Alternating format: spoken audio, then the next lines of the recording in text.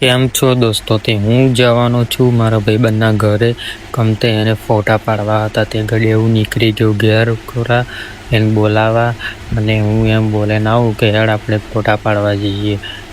તો જોઈ શકો છો એનું જ ઘર છે આવ્યું, અને હું એને બોલાને આવ્યો પણ એવેલો ઘરે મળ્યો નહીં, એટલે હું નીકળી ગયો વડ બાજુ એવેલો હોમે જ બેઠો હતો. અને મેં બે જણને એમને એવું કહ્યું કે હેડ આપણે ફોટા પાડવા. તો એમને ના કહ્યું. તો મેં મને કહ્યું કે સારું આવું એવું કહીને મારા ભાઈબંધનો ફરી ફોન આવી ગયો. પછી મેં એને કહ્યું કે સારું ફોટા પાડવા આપણે જઈએ હંગાત. તો વિડીયો તમે યાદ તક જોજો અને વિડીયો લાઈક શેર કરજો. તે અમે નીકળી ગયા ભાઈબંધના ઘેર. A few moments later. આવી ગયા અમારા ભાઈબંધના ઘેર. હવે એને બોલાવીને હવે અમે નીકળી જઈશું ફોટા પાડવા. એવું અંદર પેસી ગયો એની ઘરમાં કે હેડ આપણે બે ફોટા પાડવા જઈએ, અને આપણે ફોટા પાડીને પછી આપણે નોકરી જઈશું એમ કરીને અમે તો જઈએ. ફાઇનલી ગઈ અમે નીકળી ગયા છે ફોટા પાડવા હતા. તમે જોઈ શકો છો, અને વિડીયો જરૂર એન્ડ તક દેખના.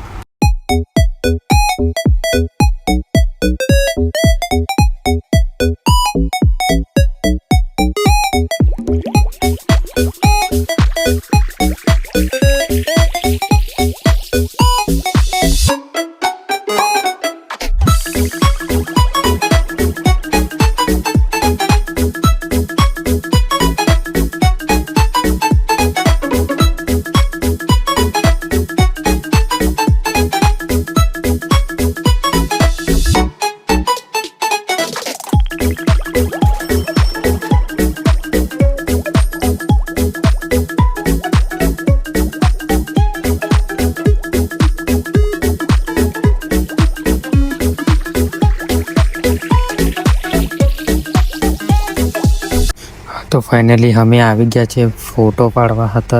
એટલે તમે જોઈ શકો છો અમે 3 જણ હતા.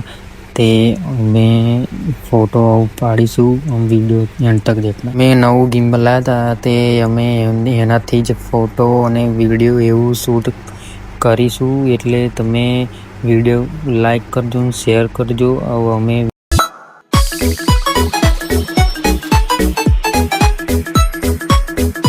તો ગિમ્બલમાં આઈફોન ઘાલી દીધો છે. તે પછી એક દાદા મળ્યા, કહેતા હતા તમે શું કરો? અમે વિડીયો શૂટ કરે. સારું કે તમે વિડીયો શૂટ કરો. તે જતા રહ્યા. પછી અમે વિડીયો ચાલુ રાખી અમે વિડીયો શૂટ કરીશું. એટલે તમે વિડીયો લાઈક કરો.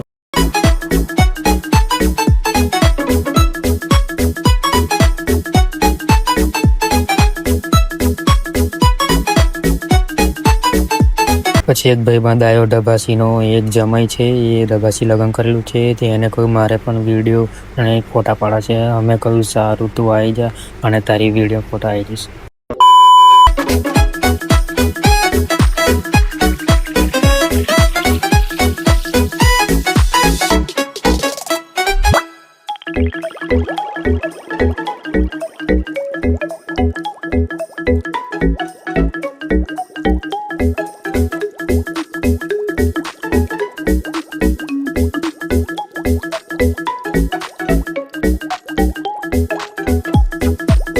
પછી અમે વિડીયો શૂટ કરીને અમે પછી કેમેરો કાઢ્યો, અંદરથી ફોટા પાડીશું. હવે